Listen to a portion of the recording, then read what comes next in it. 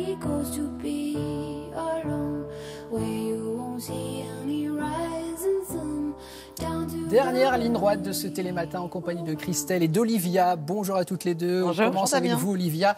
Vous allez nous parler d'une belle initiative solidaire. Et c'est vrai qu'à l'heure où l'on parle justement d'ascenseur social en panne, il y a un projet inédit qui justement a pour ambition de le relancer, cet ascenseur. Et donc, c'est un immeuble en plein centre de Paris. Oui, c'est ça, parce que l'ascenseur social est en panne, on n'arrête pas de le dire. Alors, on dit que certains prennent l'escalier, mais si, à la place, on réparait cet ascenseur. Et c'est ce qu'essaye de faire Benjamin Blavier, qui est l'homme qui a créé ce lieu. Ça fait 15 ans, lui, qui se bat pour l'égalité des chances. Alors, c'est un immeuble de 2800 mètres carrés, à de la place de la Bastille, donc vraiment en plein cœur de la capitale. 8 étages, dans lequel cohabitent une vingtaine d'associations. En fait, ce sont des appartements. Et dans les appartements, on va d'appartement en appartement. Et il y a des associations qui sont là, qui font le bien pour la jeunesse, pour ceux qui sont l'avenir de notre pays. Le milieu, les origines sociales ne peuvent pas être un frein à la réussite. Et pourtant, aujourd'hui, c'est le cas. Hein, les chiffres sont là. Un jeune dont les parents sont sans diplôme a 2 fois plus de chances de sortir du système scolaire sans diplôme. 2 fois plus de risques. Voilà, de risques, oui, plutôt, vous avez raison. 40% des enfants de cadres ont un diplôme à Bac+5 contre 4% des enfants d'ouvriers. Donc voilà, les chiffres sont là. Et aujourd'hui, ça ne bouge pas tellement, hein, il faut le dire. Mais il y a des associations qui œuvrent pour cela. Elles sont réunies dans ce lieu, donc elles vont pouvoir continuer à travailler chacune de leur côté, mais elles vont pouvoir aussi œuvrer ensemble et les jeunes vont pouvoir s'y retrouver. Nous nous y sommes rendus, on a rencontré 2 jeunes femmes qui sont suivies par l'association Article 1 et Time to Start, mais évidemment, il y en a bien d'autres.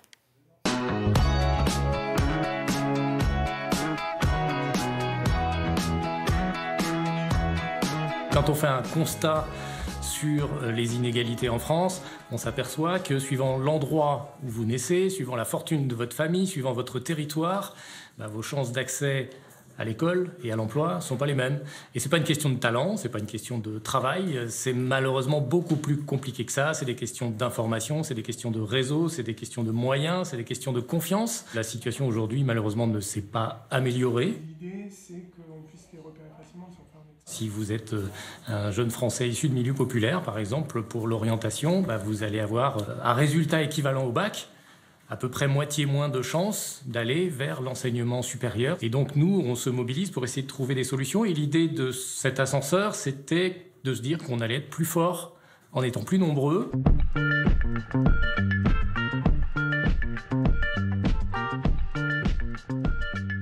Après mon bac et mon BTS, je suis entrée en école de commerce.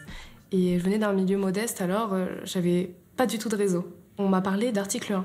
Donc c'est une association qui accompagne les jeunes issus de tout milieu et on leur fournit de l'aide, un tuteur ou des formations. Et moi j'ai eu la chance d'être accompagnée par le DRH d'un grand groupe dans l'aviation et il m'a accompagnée pendant plus d'1 an jusqu'à mon Master 1 où là j'ai pu me débrouiller par moi-même, me faire mon propre réseau. On a besoin de plus de structures et d'accompagnement pour que le milieu professionnel soit plus équitable et plus diversifié. Ça apporte des richesses, ça apporte d'autres compétences et c'est important.